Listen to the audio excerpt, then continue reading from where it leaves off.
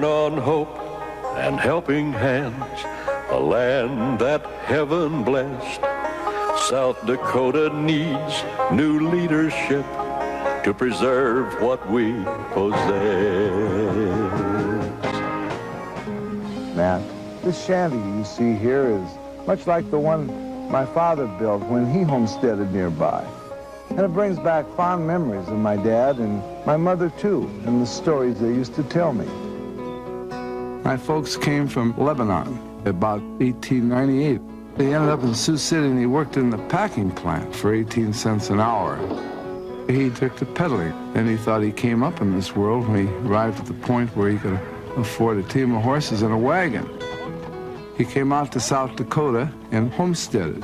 He worked on the railroad. He was able to put the money into a little building for a general merchandise store, selling clothing and furniture and groceries. My mother and my father loved Kennebec, and they spent all their life there, and they're buried there in this little town. And both never let me forget that America was the greatest country in the world. As a little kid, I used to sweep the store in the morning and make me dust once in a while. He had me out in the country riding a tractor and farming. He thought that was a good place for his kid to be, I guess. I went all through public schools in Kennebec. Then I took 4 years of college at the University of Nebraska. I taught school for 2 years. After 2 years, I went full-time to farming, and along with that, I loved sports, so I had Junior Legion baseball and teener baseball.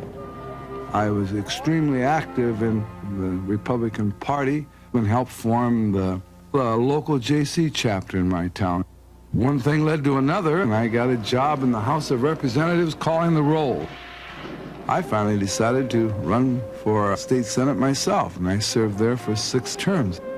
I was elected to the office of lieutenant governor, and my greatest strength, I think, was the fact that I had the respect of the state legislature.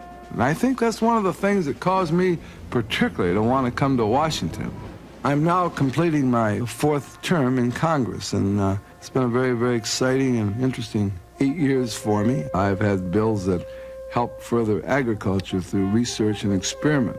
I've been working to trim bureaucracy to some degree.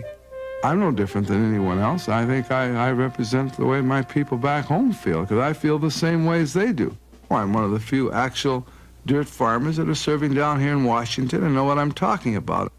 Farmers are finding themselves in a bind before they even get into the field, principally because of the extremely high interest that they are going to have to undertake if they're going to borrow money, and also because of inflation. It wasn't long ago, Alfred Kahn, the inflation fighter for the president, he goes out and tells people to quit eating red meat to help hold prices down. The price of beef and cattle and hogs are not even hardly at a break-even point now. The greatest natural resource South Dakota has is its young people. We have some of the finest young people you can find anywhere in the country. And these people grew up in South Dakota, and they'd like to stay in South Dakota. Next to people, the greatest asset South Dakota has is its abundance of water. And of course, my greatest concern is seeing that the South Dakota people get the maximum use of that water. I suppose what I would like to see more than anything else is South Dakota retain its natural beauty and all that it has to offer. Jim Abdnor's the man we need for South Dakota. Jim Abdnor for the Senate. He